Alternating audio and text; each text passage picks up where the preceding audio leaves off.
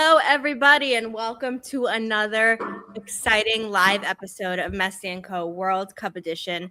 We're finally down to the final four, as we would say in the U.S., but the semifinals, 4 teams left. It's been such a crazy tournament, so much to talk about. Really excited about it. Here, as always, with my incredible co-host Gian and our very special guest, who's been with us for all of the World Cup episodes, Javi Guerrero. Wow, where to start? Well, I know what we're gonna start, but let's before we start, everyone, I want to just know, give me one word to sum up how the World Cup has been up to this point. Exciting. Nice. That's what I gotta say. Fabulous. Really, you both are saying that even though your teams had early exits. We love I thought there'd be football. We love stronger football. words. We go for our teams, but we love the beautiful. I honestly, I've tried to imagine life, a few weeks from now. I don't know what we're gonna do with our lives.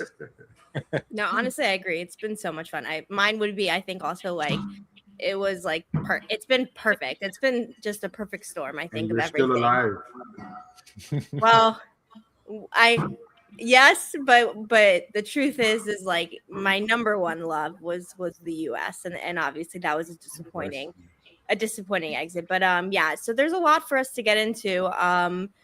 And I think the thing we need to start with, because we're going to talk about obviously the Final Four, we're going to talk about England, France, Spain, Argentina. We're going to talk about that, of course. But before we do that, similarly to when we started these episodes, is we want to talk about the other teams and some of the what I would say you have to say is disappointments, which is that obviously we saw Ecuador lose in the round of 32 against Mexico in what was a very difficult game.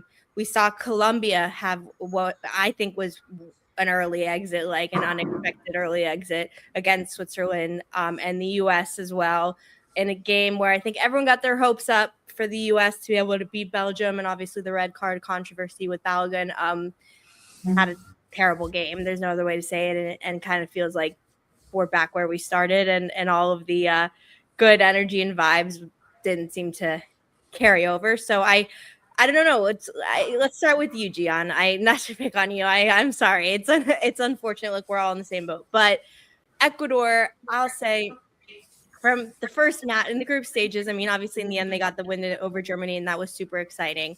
But it didn't seem, as someone who doesn't watch Ecuador regularly and had just thoughts and whatever about it, I'll say it didn't seem like they were.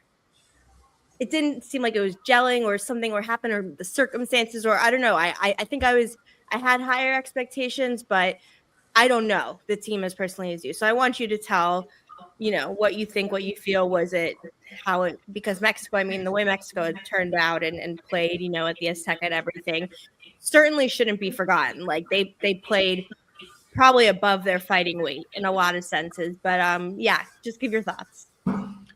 Yeah, well, definitely, I think it goes without saying that I was disappointed, and I think a lot of others that expected Ecuador to make it maybe into the next round. I don't know about quarterfinals or anything past that. I think that's also part luck as well. I think in order to be a champion in this tournament, you need a little bit of luck along with the skill set. But look, I just think that Ecuador, the same thing that played them in the World Cup qualifiers. Wait, there you go. Okay, sorry, I lost you for a second. Okay, so what I was saying is that the same issue that plagued them in World Cup qualifiers and the same issue that plagued them in the group stage, the inability to be able to score, also plagued them in this game against Mexico. So from that aspect, I think it was no surprise to me that there was a struggle in that area. But there were a lot of extracurricular things, I think, that probably also have some weight. I wouldn't say the majority of it. I would still say probably 60% of it was just the way that they play and them not being able to score, not having an attacker up front. But I think maybe, let's say 20, 30%, I think some of the extracurricular activities did have an effect on them. I mean, you're talking about playing in El Azteca, a historic stadium, extremely electric Mexican crowd. And then things like, weirdly enough, having a 4.5-hour trip turned into a 9-hour trip. I don't know logistically how that happens. It seems a little suspect. And then, having a 2 a.m. serenade with fireworks outside of your hotel definitely didn't help with sleep at all. And I think for me, without getting too into Having issues with your mic. Yeah, Gian, your mic. We're not hearing you 100%. Any good right now? Can you hear me good? Yeah, there you go. There Okay, you go. I'm gonna keep the mic here just to make sure it doesn't happen again. So I was talking about the extracurricular activities, and what I was saying is that the serenade at 2 a.m. outside of the hotel with the fireworks probably didn't help much. And while we've talked about it in the past, Copa Libertadores, that one of the things that's crazy in South America is you have things like this happen all the time. I think it's a little different in a World Cup where you sign on to be a host nation, right? And you promise that you're going to have a good environment for the opposing teams. But when you have reporters on Fox News, nationally televised throughout the country, telling everybody where the hotel is, at what time they arrive, and I don't know, it's just not a good look for me. I think that may have influenced a bit, but I'll give it to the Mexican team because all in all, they may not have had the names that Ecuador had. The players in Chelsea and Arsenal and PSG Champions League players, they certainly looked more like a gelled and well equipped team. They played well, and then in that second half, when they sat back and gave Ecuador possession of the ball, I knew it was over, because when a team sits back against a team that can't score, that was kind of game over for me. So definitely disappointed. Thought they could have done better, but until they find a good goal scoring, front attack, then I think this is probably the farthest we'll go until that happens. Next World Cup, I think we'll be better. We've got some young guys coming in up to the ranks. Barcelona just signed a winger today from Liga de Quito, so I'm excited about next World Cup. I'm already thinking about next World Cup. We're not even done with this one. Yeah, there's always a lot of prospects. Aquí Rico put, I think Colombia was the biggest disappointment. I don't think they were the biggest disappointment, just in my opinion, because they got to where they tend to go. They are a disappointment because in this tournament, as they were playing and what you saw, you thought they were for bigger and better things. So I can understand that, but they ended up where they usually end up. And how does that happen? Colombia always does something Colombia and ends up, there. But why I think Ecuador was the biggest disappointment for me, because like he said, they had a very, very well-rounded, stacked team, very, very players, Champions League winning center backs. They had a very quality team, but like every other, the forward, the scoring. Same thing that happened to Colombia. They couldn't put it in, and that's what the elite teams do, and they always find a way, right? They always find a way to put it in. Sometimes, look at Argentina. Sometimes it's a defender. They came back because the defender headed it in a couple of times. So Tottenham, Cristiano Romero. It's not always, the forward. These teams find a way. So I was disappointed for Ecuador because they had higher expectations from the last time. They almost got grouped again this time. They almost got grouped. So this is why I think they were the biggest disappointment, because I expected much more. They ended up fantastic in CONMEBOL in second, and they looked great. The defense was spectacular, but obviously the attack was the weakness. Colombia, same thing. We expected Colombia to have a solid team, and then they kind of played what we thought was above their means, right? The defense looked fantastic. The two center backs, which I've been attacking forever, saying that once we have elite center backs, then we can think about making a step up. They were playing at an elite level. Those two guys played as good as any pair of center backs in this tournament. And it was great to see. It's disappointing to see the same thing happen again, where they go into penalties, they can't finish, they created opportunities, they had chances, and it just didn't happen.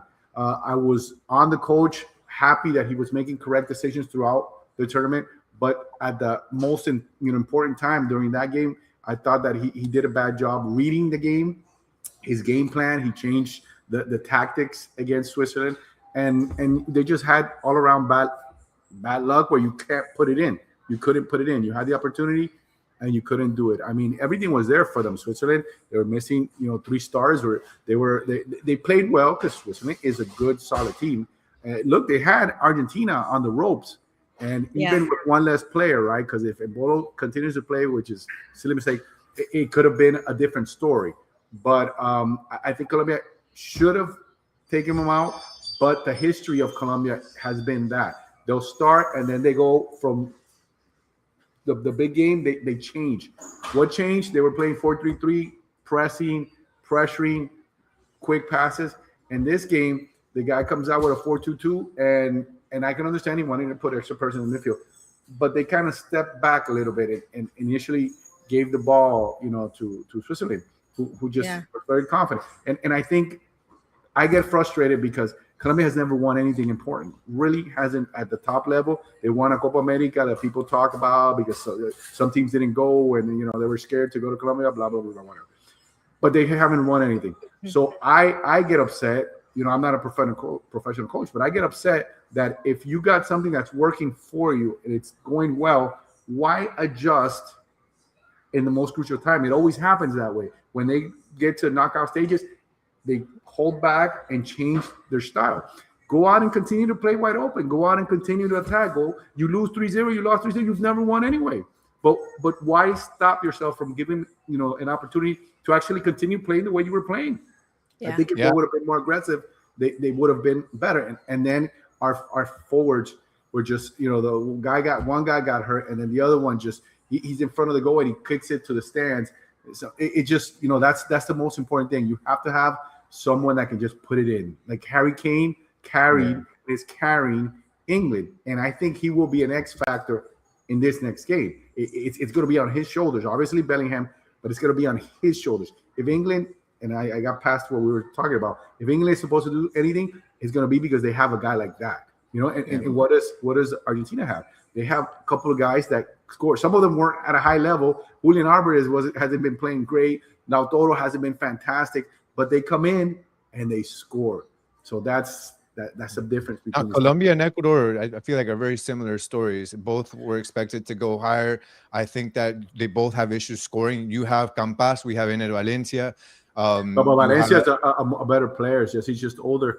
Ener Valencia he's an icon for Ecuador. He's done so much for that. He has. That's the only reason he played now, but he missed a lot. And then the other thing is the not playing what has been successful for them in the past and then giving the ball to the opponent, I think is look, I'll say I still stand by what I said. I think Ecuador is a better team than Mexico. I think Colombia is a better team than Switzerland, but they both gave their opponents the ball at the beginning. They got out coached and decided to sit back as if they were the inferior team where they should have been the protagonist. So very similar story, Colombia and Ecuador this World Cup. Yeah. I understand. I agree. I think it'll be, I think because right now we're in the World Cup, and so there's so much to focus on. I think in the post-mortem, there will be a lot of questions for, I think, honestly, a lot of the South American teams and the overall, like the Brazils, the Colombia, Ecuador, etc., who didn't just seem like they were able to deliver. I will say, before I go into the US, I think the fans and there was a lot of negatives from the Mexico fans and the the fighting and the singing and all the at night. I understand that part was sucky, but what I will say is a positive is that on the field, what Mexico did for the full stadium of Azteca in each game, including the England game, they gave their heart, they gave their all, and they put on a show. And that is really, when you're hosting a World Cup and when you're having these moments, you can't control everything, but you can control how you play and people can feel how you feel. And I think they should be proud. The team should be proud because what they did on the field and the effort and the excitement and togetherness, it was really fun to watch. Obviously in the end I was rooting for England when they were playing, but I still thought it was really cool. So I wanted to shout that out because there are negatives, but overall the Azteca is such an amazing stadium, and for the matches itself, I think it held its name. I think Mexico provided a great experience for the tourists and the fans that went to watch the game. Not so much for the teams that were competing against them, but you saw lots of videos of great things happening. The duck became the icon of the World Cup, and it was. I think they had a great experience fan wise. Just the ethics behind and Gian said in South America we're a little shady with some of these things like that, so we're used to it. But you would expect in the World Cup they'd have better better protection for these teams. You know, push the crowd further away so they really can't be on top bothering. And you have ethics as sports, you know, journalists, not telling people, oh, you know what, we wouldn't want you guys to go to XXX hotel because, you know, this team is going to be there at that time, and we definitely don't want you to just like make noise and they throw, you know, fire bombs and keep them up all night. Please don't do that. You know, it was shitty to do that, but they still got taken out. Yeah, agreed. All right, well, so then let's talk about the U.S. Because for all what I thought was for all the great that happened in the group stages and in the Bosnia game, honestly, for all the great that it did and for the people, and I will say moving forward, it does seem like, man, the overall feeling of U.S. soccer, I do think took a step forward, you know, and hopefully we'll see what happens with the future and the youth and the building, and there's, you know, we can have a whole episode on that, but all the good that they did seemed to be undone in that Belgium game because it just felt like they were too scared of the moment. They didn't step up. It was a whole match. I understand the red card getting, you know, the suspension being lifted. It was probably, they probably would have preferred just to not have him play because it became such a topic and everything like that. But with that aside, they didn't show up in the moment. They didn't play well. Pulisic, I mean, whether he wanted it or not, he has been chosen as the best player and the leader of the U.S. team. And it's been that way for well over 5 or 6 years now. At a certain point, in my opinion, you need to accept and embrace it. Like, if you didn't want it initially, even if it's not your personality, it's the lot you got, and so you need to turn it around and figure out how to make the most of it because you're the best player on the team. I mean, maybe not anymore. You could say that about Tillman. You could say Balogun or better, but for a long time he was the best and leading the team. And I just think, man, you gotta match it at a certain point. I just think you've grown up, you've matured. You got to match it. That's my thinking. And so overall, it's disappointing for the U.S. It was a disappointing result, disappointing way to leave. A lot of good moments, a lot of things that hopefully will build on soccer. But yeah, I was disappointed. So as far as the future, I mean, because the U.S. has a lot of prospects coming up that are really, really good players. They got a couple on the New York Red Bulls, you know, Julian Hall and Meti, I think is his last name. Like fantastic. They have a lot of young players. They have in what is his name in Kansas? Sullivan.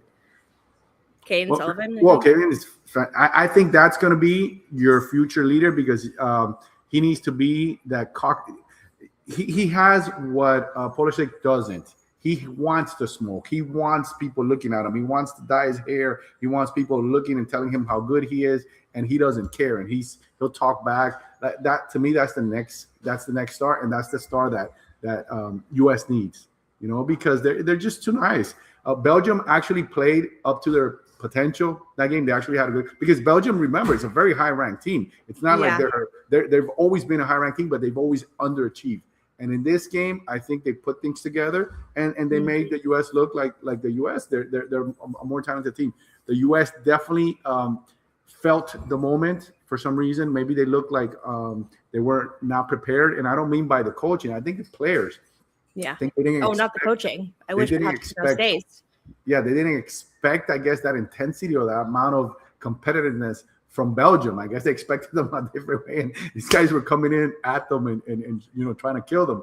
So, you know, it's a learning experience, and I think that the U.S. did take a step forward, and I believe that with the mix of some of the guys that are there and the guys coming up, the next generation is going to be great. Chris Richards had a very good tournament, and that game was terrible.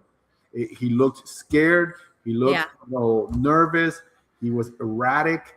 So that's something that needs to be taken care of because you're going to have a center back in any team, in any of my teams, has to be someone that has confidence, presence, and leadership. Even if you're not the captain. He was so good in all the other games, though. And for but one game wipes everything out. Yeah, that's the one game that you needed to be just regular. He wasn't regular. He was very subpar. I'm not taking away because he's a very talented player. So it's if he takes that as a learning experience and comes back better, great. Yeah. Gian? I think the U.S. has a good core moving forward, and they've got like like Xavi said, and you guys said, that they've got some young guys coming off. Hopefully, in the next few years, they'll look a lot better. I just think Pulisic isn't. He's a good player, but he's not who US fans want him to be, and I think Yeah. that's okay. And they need to move on from the fact that he doesn't fit that mold. He's not the guy that you can make him the face of the US. He's not the guy that you can depend on all the time. He's proven that, I think, multiple times. So again, that doesn't take away from his skill set and how good he is. He's not your Cristiano Ronaldo. He's not your Messi, right? He's not your Haaland, and that's what people want him to be so badly. That's not him. As far as the Balogun thing, I think that definitely had a huge effect on him and then how he played. I think he disappeared that game mentally. But for him and both the team, you think about it, for him mentally, not having a clue of whether he's going to play or not. Apparently, he found out that same day, because even though it was announced that that they they had rescinded, they had taken away the suspension, or rather suspended the suspension, which sounds weird, but there was still, apparently Belgium was appealing, right? And they didn't know until the end if he was going to play or not. So that messed him up. And I think the US too. Like, we have to remember, it takes days and if not weeks of planning. Obviously in the World Cup it's not weeks, but you're like, you plan 3-4 days ahead. How are you going to play if you don't know if you're going to be able to depend on your best forward a few hours before? It's the same day. It's tough to plan that, and obviously that I think affected a lot. Your mic. Can you hear me? Now we can, yeah. You gotta keep it. I went out. No, I think what I'm doing is I'm holding, and I think I've been hitting mute by accident. But but nonetheless, though, from whatever you heard or didn't hear, the point is that red card and the uncertainty of whether Balogun was going to play affected him and the US. They just weren't able to game plan accordingly, is what I feel like. Yeah, no, it's true. I mean, I will say with Pulisic, beforehand, it felt like there were no other options. Like, there was no one at his level, right, at the US. But especially after this tournament, I mean, like, Malik Tillman's an absolute baller. I think we knew that, because I mean, I think we watch a decent amount of European soccer, but he really showed up. He showed out. Balogun, same thing. Chris Richards, for the most part, I think same thing. Serginho Dest, all these players like are showing that they're great and their skill set is great. And so, yeah, well, back to the drawing board. We'll see. There's a lot of strong people in the core. We'll see what happens with Pochettino. I mean, I think he probably is going to leave, unfortunately. But, man, I'd really like if he were to stay, because I think he did more for a team than we've seen in over 10, 12 years. In a short period of time, yeah. Yeah, and showed like what it could be. So we'll see. Okay, the next subject that I want to talk about, and I guess kind of to transition from Balogun, is VAR. Now, VAR is a subject I feel like no matter what team you support, in what country, in what time of the year, is always a topic of discussion. Always. But this World Cup specifically, it seems like they are going overboard, and every minute detail and moment is being reviewed and over reviewed and corrected, and it's taken out some of the element of the live action in the game, where you think that every single second and millisecond and moment that you have can be overturned or corrected. Then people aren't playing as free, in my opinion. And whether it's the Switzerland red card, whether in the England-Mexico game, there were multiple cards, and in multiple games there have been all these situations. Portugal, the first goal for Ronaldo, should have counted. It was so beautiful. But yeah, Gian, I'm curious what you think, because obviously we've been watching the game for a while, and it just seems like that VAR and the referees are overtaking the game in a way we've really never seen. Yeah, it's unfortunate. And look, I think that we can all disagree or agree on different plays, right? I think it also depends on who you're rooting for, whether you're going to agree with the play or not. I just think that what's happened and what's causing the most controversy more than anything is just the VAR fatigue, I think, that we all have. And where it's just become so intrusive that it basically anytime there's a play, it's like you're nervous. You don't know what's next. Is Interest it was going a to good be a word, yeah. VAR review? Is it not? Do I celebrate the goal? But look, I mean, I don't know how you guys do it, but I can't celebrate a goal now for at least 30 seconds. I mean, I'm just there like in suspense. And the players too. As soon as they score, everyone is looking at the refs. Yeah, it's like a horror movie. I'm just like, what's next? The ball is in the net. What are they going to find? And I think what I think what's bothered me the most is a lot of the inconsistencies within the VAR. I think when you I don't know about how purist you are, but as a football purist, I don't think there should be VAR, but I can understand the need for it. And I thought that it would bring a bit more of consistency, but what it's done is the opposite. There's just so much inconsistency. I see the same play for both teams, and one is a VAR review, the other isn't, right?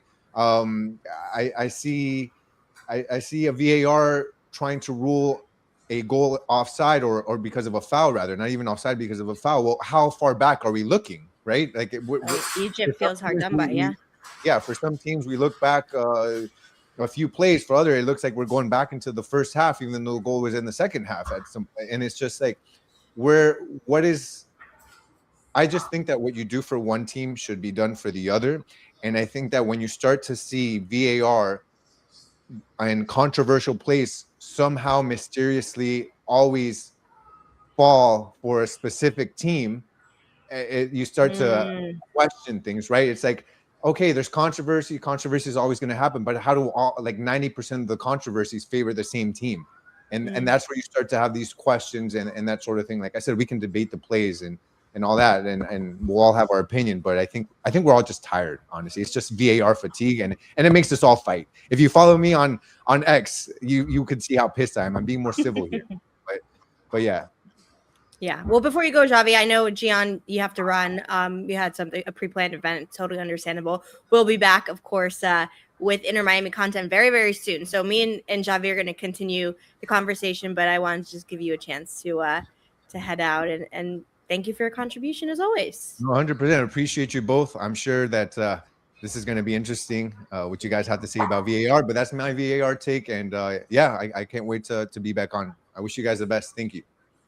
See ya. All right, Javi. Well, obviously, he just completely, threw Argentina under the bus, and so we'll get to Argentina in a bit. He didn't mention any names. You just did. True. He just said a team. He just said a team. But what about you? What's your take on VAR? What I think is the VAR, what it's done in this tournament is show how inconsistent and inaccurate and how bad human beings are, how they manipulate things regardless. The idea was to make this, more fair and get away with now certain people things. just want to be right. Yeah. But it's still misused. It's still being misused and mistreated by the humans in control. So it's anything that we do. It's if we don't put ourselves in check first, it's not going to function. It's not going to work.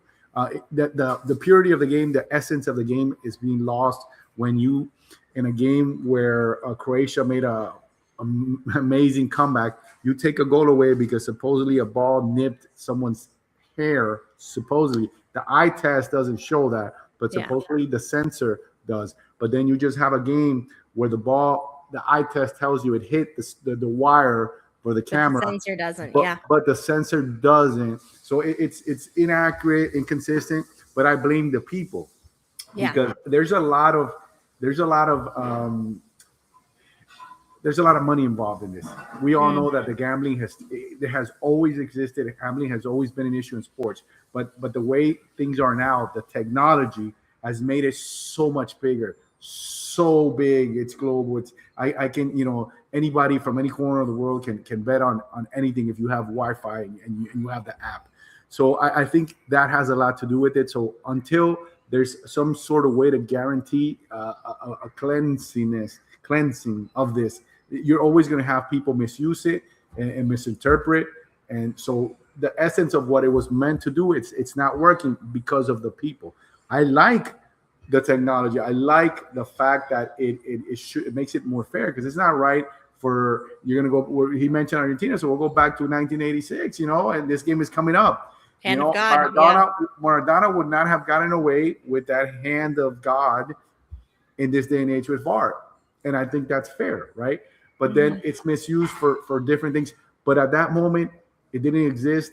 It happened. Time went on, and an amazing story was written. Right? He came back. He scored a fantastic goal, and then Argentina against odds, big large odds, because they went into that tournament not as a favorite, not as a team. They were actually pretty down and out, and they end up winning it. So I'm torn between the VAR. I think that if it's used correctly and properly, it's a good thing. Yeah. But it's the people that ruin it. It's the people. Gian already putting in his comment. They shows, I think that's a really great way of putting it. It is the people. And do you know what I also think has been a side effect of, especially in this tournament? I don't feel that way, honestly, normally. But this tournament, it's really been amplified. I feel like the on-field referee, the main referee, is not calling as much because he's relying on VAR. And so we're seeing so many games where the referee is so passive, and now you're forcing VAR and you're forcing people to make sometimes subjective decisions, right? Because certain things, for example, like I'll give an example of the Holland goal, right? Like the Norway goal where it was overturned. Like in a game, if the referee saw it first or called it, he saw it. If he called it, no one would ever complain, because you push two hands and someone falls like in a header, that it's called a foul. It's called that all the time in real time.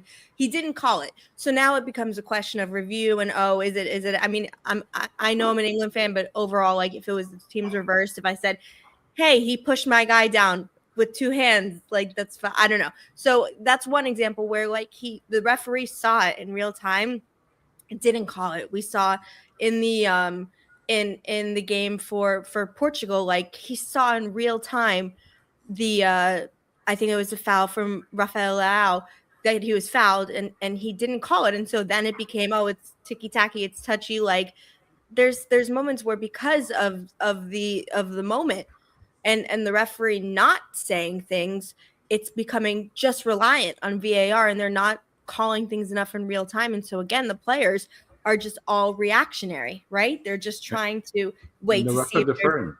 The referees are deferring, and then they have the ability to say no. Hey, you need to go. No, I saw it. I was on top of it. I don't need to see shit. Keep going. They can do that. What are they going to do? Suspend them? Yeah, whatever. But and then when they go and see something, they don't have to. It's they're in their ear now, so it seems like they're being manipulated from up there. Yeah. And that shouldn't be the case either. The bottom line, the referee has always final say. Same thing as an offside. The man can put up the flag, and the referee can say play on because it's not offside. Obviously, you don't do that because the linesman should have the better angle. But there's times where it's obvious, if there is an offside or there isn't. Could be the other way, that the linesman keeps his flag down and it's obviously offside. The referee can blow the whistle and stop it without him putting the flag up, without having to go to VAR. I just see they're deferring, and it's more controlling. There's too much control, and there's not enough being spontaneous and just the game flowing and the chaos, the perfect chaos that is a game. So I think they're taking that human element, that factor, too far gone. So they need to agreed, and just too harsh. They're being too harsh. Like things there so many red cards, so many. Like if they're robots playing. Yeah, it's tough to see. And again, I think also in part of the post-mortem of this World Cup, which in my eyes has been honestly 80-90% positive. I think in terms of the games, it's been a really good the competition, the passion, the environments have all been great. Yeah.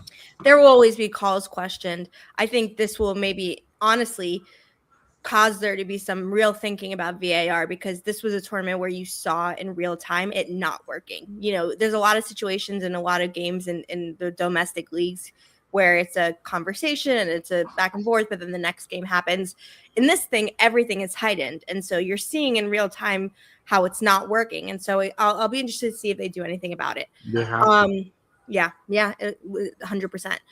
Okay, so now let's talk about the semifinals that are happening tomorrow and Wednesday. Fantastic. At 3 p.m. local time, which is a bit weird, to be honest. I thought they would be night games, primetime games. Like, that's part of hosting, I feel like, is you should have the time slot you want, but regardless, we don't have to talk about that. But let's talk about the games itself. I feel like we've done a good amount of talking about Argentina and England, so I think we should just kind of like really quickly give our thoughts on that game, and then give some time for France and Spain because that's going to be an epic game. But Argentina versus England, More than a game.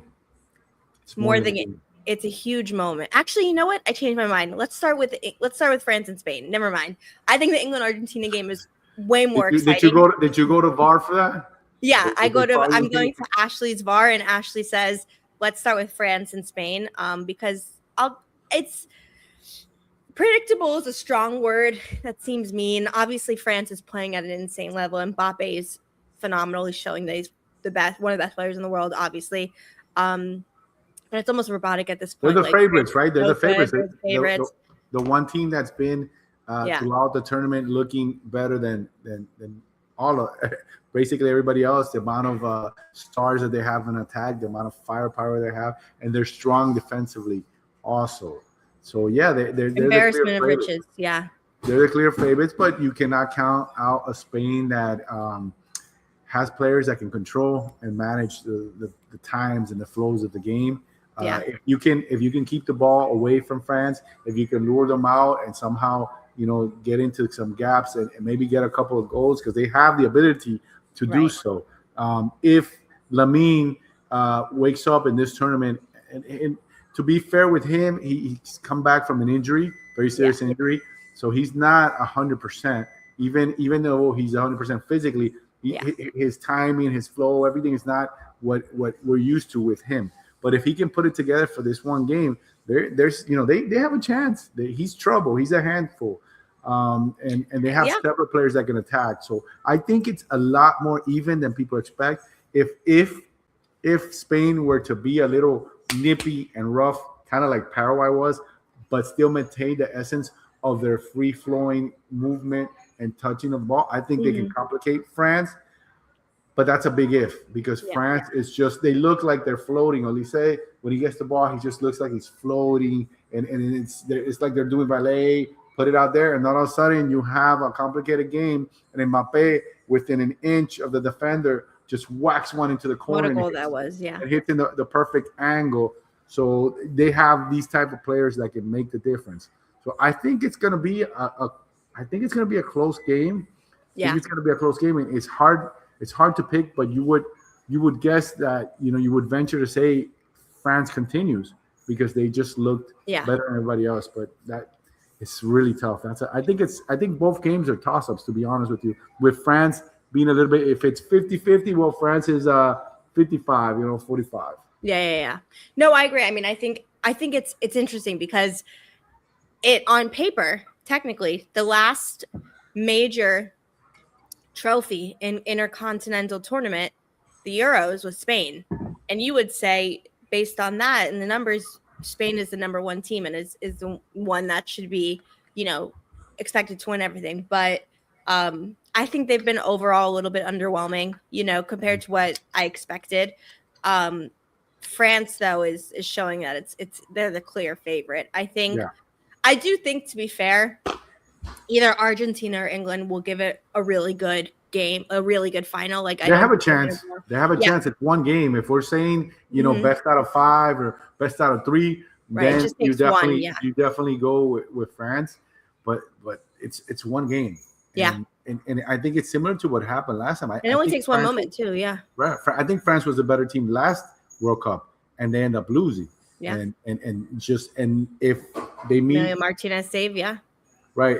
If it's either England or Argentina, whichever, I think either one of those teams can complicate them with their physicality, and they can make it a tough game. I think they can make it a tough game. Yeah. So either one is going to be tough. I think Argentina, France will be the matchup people want to see again, and France definitely wants to meet them again to try to get some payback for the last World Cup. But I think Argentina's South American edginess and poking and getting into players' heads and committing the foul in the right moment and whacking and trying to get in people's heads. I think they can complicate. I think they can complicate France if they were to pass, obviously. And I think they have the firepower. So if Messi for this one game ends up coming back as he was in at the beginning of the tournament with that energy, they can complicate. They can complicate France, but England also. These four. It's the first time, right, that the top four seeds make it. Yeah. All four of them to the semifinal. So this tournament has been, apart from being historic, it's been fantastic. I think this has been one of the best tournaments ever. It's been amazing. It's been one of the best tournaments ever, and one of the best things that outcomes have been the amount of stories in the U.S., the amount of tourists who have come from Europe and said, hey, they lied to us. They lied to us. Yeah. They said that you guys were garbage, that everything is violence, that everything, that the U.S. is not perfect.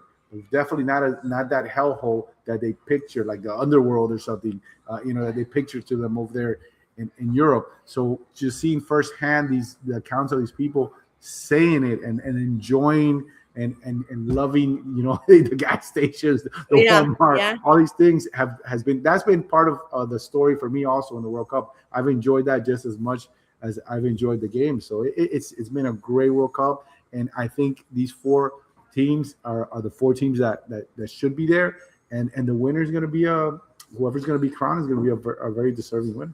Yeah, no, agree. I mean, look, with Spain, it only takes a moment from a Lamine Yamal, from a Rodri, from a Pedri, from anyone to really like create Mikel Merino, who's the one who's been getting these goals. It can happen. Amazing, And France right?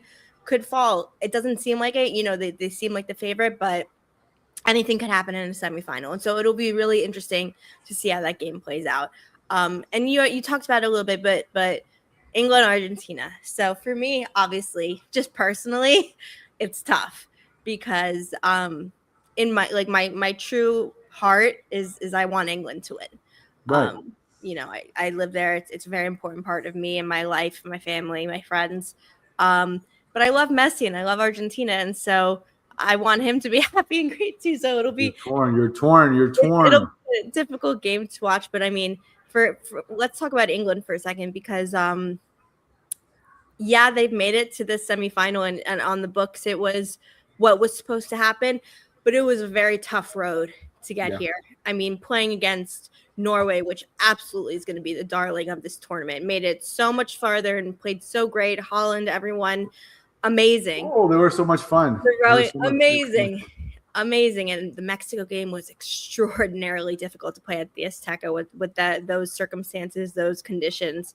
There's been a lot, but not only Harry Kane, like you said, I mean, Jude Bellingham, he may get a statue in England for what he's done. I mean, he is playing. He's the player of the tournament by far, and he's he has stepped up, and his charisma, his confidence, what he's bringing out of the rest of the team, like you're seeing every single player put in an absolute shift and believe that they can win. That's the biggest thing with previous tournaments with England. They're one of the stacked teams. They've been, they could always win, but they always bowed out early because they just didn't have the confidence and belief. It feels like they have such belief in themselves and the ability and the coaching and the struggles they've gone through. I believe that they could beat Argentina, and I believe they can win. Absolutely, it's a toss-up game. But Tuchel, his comments about the team, and then Bellingham's response, that's not what you want right before a big game like this. You need the troops. Nobody demands greatness, and I think that is good. I think it was bad timing and everything like that. I think you partially really should blame the reporter on that. In my opinion, he didn't need to bring it up and try and create this. Well, if he says it, and you're a reporter, and that's a story, you're going to put it out there. No, I agree. He should have known better and kept it in the locker room if he felt that way. I mean, you cannot cause or create or try to stir like a controversy, and you're the one that's starting it, and then your star player gets wind of it in an interview and then says, whatever. Yeah. So that's not but a good he thing. demands greatness, which I like, which is what they needed, and that I think the demand of greatness has been what has propelled them to this moment. What is greatness? Dominating and just making it look easy, or I think it's mentality. I think you have to understand. Some people don't understand what it is to compete or what it is to be in in the highest level in the trenches at any sport. It's Yeah. not very, very difficult. It's very mentally challenging, physically, emotionally. And these guys, man, this tournament has been very, very tough and demanding on them physically. The heat, the flights, and he does his game plan. He does his thing, but then he sits on the bench. He's not the one running and getting pounded and kicking. You have to have certain decorum and respect for your players too. I understand perfection. I understand, but you have to be realistic too. I mean, they're moving, they're getting, and as long as your team is climbing, Argentina has not been fantastic.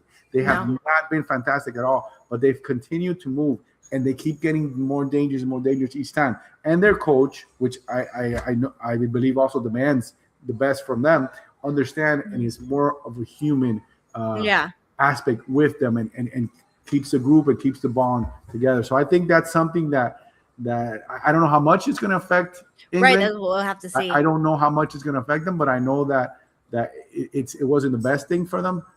But I think this is an amazing game. I said it's more than a game. This goes back between the history, the shared history that they have about, outside the political, outside of soccer. Mm-hmm. There's still this no love, from Argentina to England, from England to Argentina, and it has more, not just on the pitch, because they've had these epic battles on the pitch and off it, and both of them are embedded in their hearts of both nations. So this is more than a game. I don't know what we're gonna see, but I can't wait. I can't wait. Crazy. I can't wait to see it. I mean, and if we're going history, France, Spain, you can go back into history, but they go back further, even way further. So this is really far, epic historic battles that we're gonna have in these semifinals, and I can't wait. So I agree. Top four teams. The top four teams. What more can you ask for, right? I would have loved my team to have been there, but they're not, and I'm gonna enjoy these games.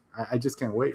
Yeah. No, I agree. I totally. And I think we'll see how it ends up being on the pitch with two teams that I think are playing their heart out. But what I will say, and what we'll sort of end on before we give our predictions, is it's pretty amazing, even at this point, what Messi can do for a team. Because not only is it because of his play and obviously the goals he's scored and the level he plays at, but the way it's almost like a spirit, a ghost that goes into every player that is playing for Argentina. They die for him. The players I know obviously he's, the most loved person in the country, all these things. It's true. And of course, and we see he's a god among soccer around the world for sure. But the players that play with him on Argentina specifically would literally die for him. And they want so badly to have him be happy and to win and to make him joyful that they go into another space. They play in a way that they didn't even expect to play. And it's mystical. It's it feels inhuman almost that these things happen. And so with that, it's like you just can't. It's really hard to say in a game of magnitude that Argentina is going to lose after what we've seen over the last 3 You can never count them out. And something that I read, Scaloni was mentioning how Messi, in anything that he does, he competes and he wants to win, and it bugs him. And even if they're doing rondos, he wants to do rondos. And in practice, he goes all out. And given his age, look what he's doing. And the people see that, the players, his teammates see that, and the expectation is, man, if this guy is the GOAT and he's putting in this shift, he's putting in this effort, he's this humble, who am I that's amazing leadership by example. And you have to follow that, and it makes you want to run through a wall, because he seems too good to be true, right? Because right, he seems too good to be true, because he is the greatest. You can say that, and you can argue whatever you want, but he's on that table, and he, to me, he is the top dog. But in his everyday life, and this is what I admire the most, is he's down to earth, humble. He has his family. Like, I admire, he has his 3 kids, his wife. He's a family man. He's never been in any type of scandals. He leads like this life excellence. He's pure heart, on and off the pitch. So that's what captures my attention the most, because his feats on the pitch are and human, like you said, extraordinary. It's superhuman, supernatural. But being able to maintain that lifestyle, being able to be even in a straight and narrow path, Yeah. it's not common for an athlete. It's not, No, especially not from the best. Yeah, especially one like him that and everything's at his feet. Everything's at his feet, and still, so it's fantastic. And how can you not root for a guy like that? At least I can't root against him. I only root against him when he plays against Colombia or US. That's it. So I mean, but that's why it's hard. Do you know he's never played England? He's never played England. This can be his first time ever playing against England. Did you know that? No, I did not. That's a fun fact. That his first time ever playing against England from Argentina. I mean, he's played Liverpool, Manchester United, like he's played against them. But against the from actual, Argentina playing against the national team, he's never done because it. they wouldn't even do a friendly because they're not on friendly terms. So it wouldn't be a friendly match if they played, in England or Argentina or anywhere.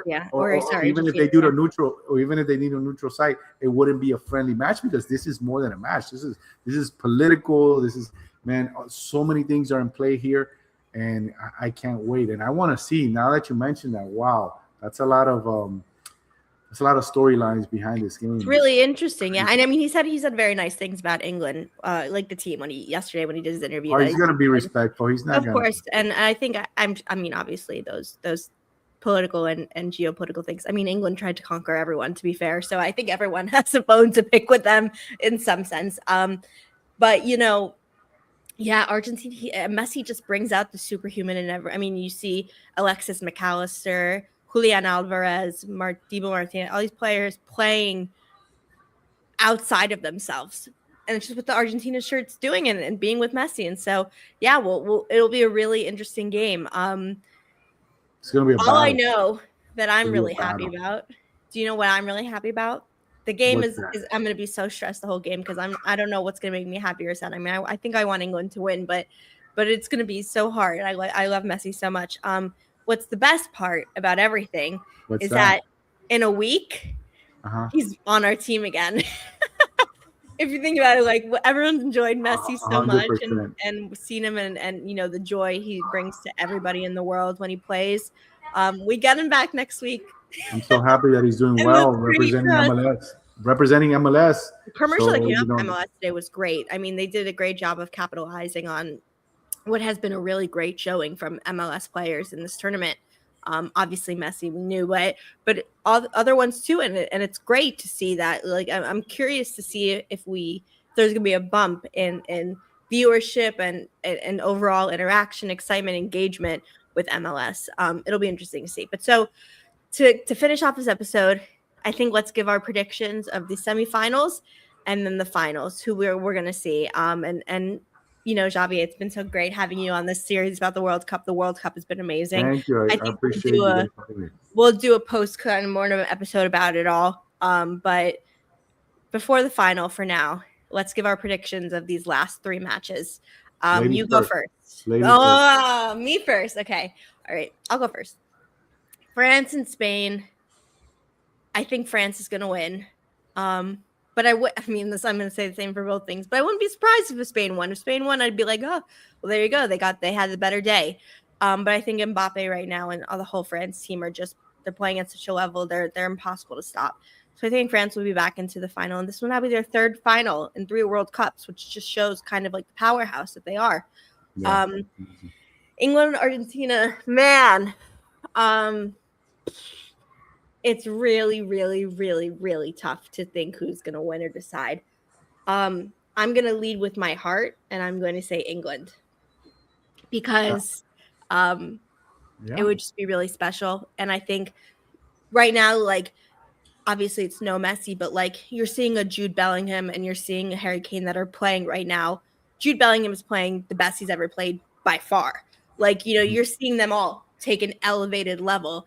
and it's made a difference thus far. And so we'll see if they can continue and makes a difference again. I mean, Jude Bellingham is right now playing like a player he's playing like an Mbappe or Messi, where you don't want to play him. You don't want to play against him. He's scoring, he's creating, he's defending, he's doing everything. So I'm gonna say England because it's my heart.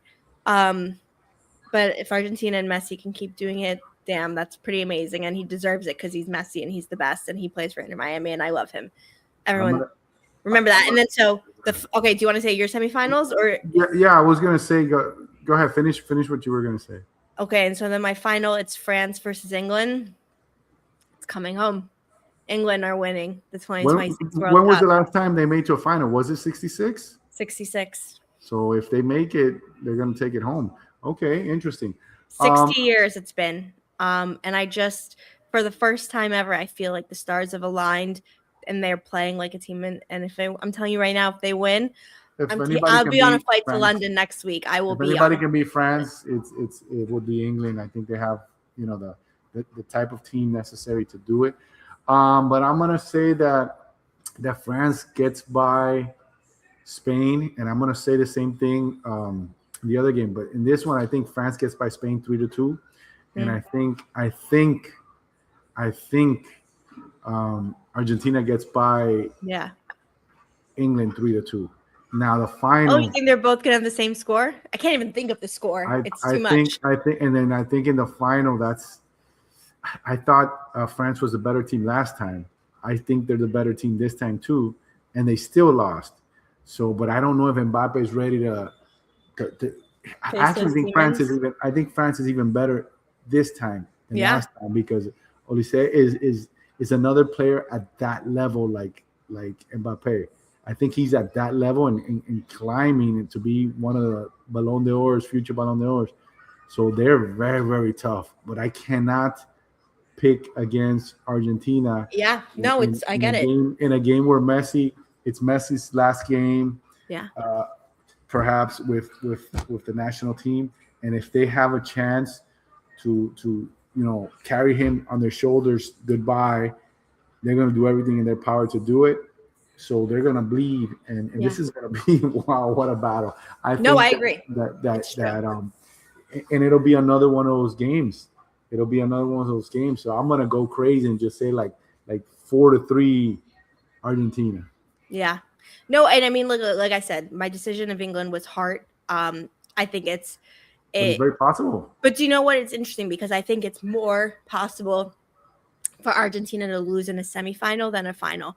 I think if Argentina make it to the final, to your point, like these players will have to be stabbed in the heart to not try and win and get their team over the top. So there's a very easy world where in 5-6 days from now, Messi is once again the champion, and it wouldn't surprise anyone just because of what the team can do and the bringing together. I think it's going to be just insane. These next 2 days are going to be insane. Sunday will be insane. And it's been an amazing World Cup. And I think whichever of these 4 teams win, like you said, it will be a deserving win. Yeah. And we've seen the best of the best. Everyone elevate their game, the passion, the fans, everything.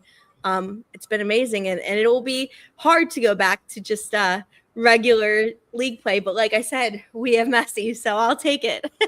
I'll be watching the Inter Miami game, and I'll start rowing by mistake. I love it. All right. Well, I guess we'll have to see. And as always, Javi, thank you so much for joining. Thank you everyone for watching, commenting, engaging.